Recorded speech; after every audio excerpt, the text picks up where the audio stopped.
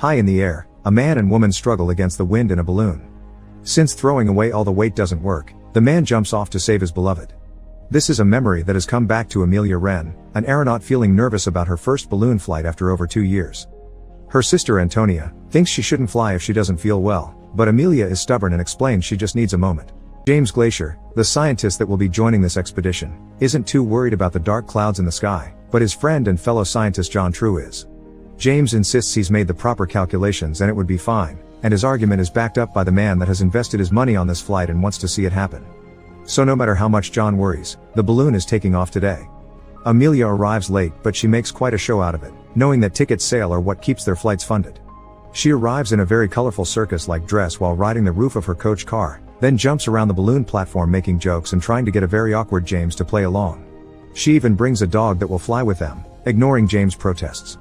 After giving a speech about adventure and promising to break the French's record of 23,000 feet, Amelia finally frees the balloon without giving James time to finish taking notes and measurements. As soon as they are a few feet above the platform, she climbs to the balloon hoop and drops the dog, who has been carrying a parachute all along, and makes a safe landing as part of the show. As they fly above London and admire the breathtaking view, James takes out his binoculars and watches the building of the British Society, remembering how all this started. 2 years earlier, he and John climbed to a roof to watch a different balloon successfully take off. Later, James asked the British Society for funding so he can go on a similar expedition, but he's turned down. Everyone mocks him for believing the weather can be predicted as if they were fortune tellers. The insults even reach the ears of James' parents, who are as hurt by this as he is. Back in the present, Amelia changes her show dress for warmer clothes while James sends out his first pigeon with his readings. As the balloon goes higher, they enter a cloudy area, and just like John, Amelia worries about the possibility of a storm. James insists his predictions don't include a storm, but the weather soon proves him wrong. Lightning begins appearing around them and a very strong wind starts blowing, shaking the balloon along. James falls on the bottom of the basket and hits his head, causing it to bleed, but Amelia refuses to land the balloon since she knows how to get out of the storm. They just need to fly higher, making it above the clouds. The wind suddenly gives the balloon a particularly hard shake, causing James and Amelia to be pushed out of the basket. They manage to hold onto the hoop before the wind hits them again and James falls inside the basket, but Amelia is left hanging onto one of the ropes. Helping her climb back proves to be a problem when James isn't very strong and the wind continues to go against them, so he solves this little issue by tying himself up to the basket before offering Amelia her hand and finally bringing her back inside. As soon as she is in, she begins throwing sandbags out, helping the balloon to go higher and leave the clouds behind. This high up, everything is absolute silence, and they're touched by the gentle sunlight. While they're rearranging the ropes to help the balloon hold better, they get to see an oriole, a beautiful sight James never saw before outside of books. The pair has some fun screaming into the nothingness, but suddenly, they can hear some city noises conducted by the humid conditions. Excited by this discovery, James begins taking notes, but Amelia can't help having once again a flashback to her last flight, during which her husband Pierre Wren died. After losing her husband, Amelia wouldn't leave the house, she drank a lot and wouldn't take a bath. This kept going for 2 years. Some weeks ago, Antonia got tired of seeing her like this and dragged her back into the real world, taking her to a party the family had been invited to. It was clear that Amelia wasn't having a good time there, especially since all men were too intimidated by her to approach her, all except one. James made some chit-chat with her before revealing the real reason for his talk. He needed her to accept his idea for an exploration of the sky to prove weather prediction was possible. Amelia quickly noticed that James had sneaked into that party and wasn't really invited, so while she usually wouldn't have cared about someone's social status, she didn't like the fact he had lied to her. But James gave her a heartwarming speech about how much such discoveries could help humanity, so Amelia gave in and accepted to work with him. Later, when Antonia heard about this news, she called Amelia out for it, saying that she was running away from her problems and the happiness she found in the air had come from her husband, not the balloon.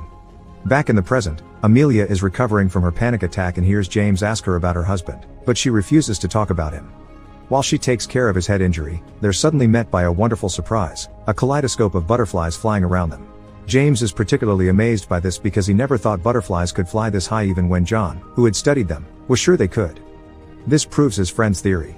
Touched by the gorgeous moment, Amelia tells James about Pierre's love for the beauty of the world, and with tears in her eyes, thanks him for not pushing her to talk about it. Once again, Amelia begins thinking about the circumstances that brought them here. After hearing her sister's worries, she changed her mind about the trip. So she entered the British Society building, ignoring the fact women weren't allowed inside, to tell James the expedition was cancelled and that she would never fly on a balloon again. Later in the evening, James went to visit his parents, giving his mom the news but keeping them from his father not to hurt him because he was already suffering from memory loss. At least he still remembered how to use the telescope James got him, and the incoming trip as well, so he gifted his son a pair of binoculars for him to use once he reached the sky. Back to the balloon, which is starting to get covered with frost, James is allowing Amelia to help him take notes. The numbers this time are exciting. Little by little they see them go higher and celebrate when they see them finally surpass the record the French had achieved. They are now officially the people who had flown the highest in the history of humanity. After shaking hands and thanking each other for the opportunity, James sends out another pigeon with his findings and Amelia asks him to put on some warmer clothes. However, James hasn't brought any to keep the weight light, causing Amelia to want to land the balloon to avoid her friend freezing to death. James doesn't allow her to do so, giving her a speech about the importance of what they're doing and showing her how beautiful the starry sky is. Amelia remembers she does indeed find happiness in flying, not just her husband, so she accepts under the condition that she gets to decide when it becomes too much to keep going.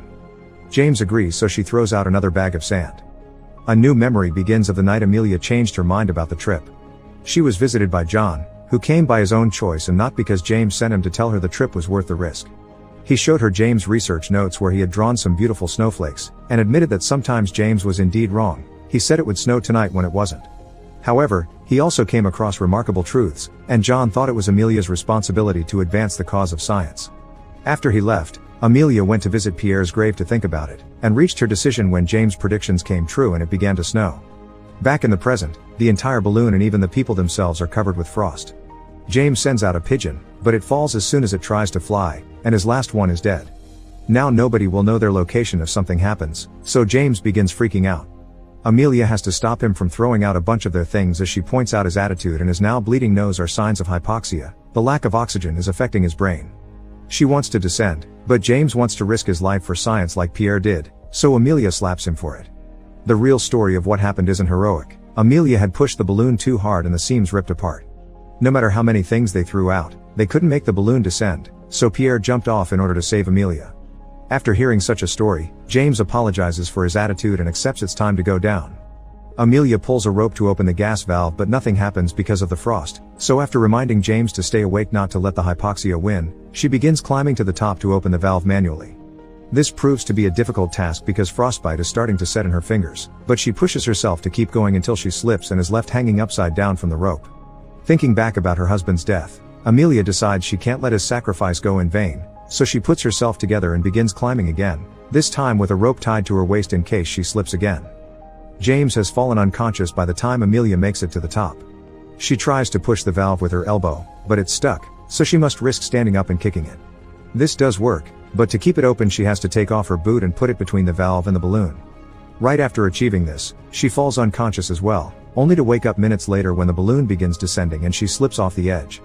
Meanwhile, on the ground, Amelia's family and the British Society are worried because they haven't seen the balloon fly back yet and the estimated time of arrival has already passed.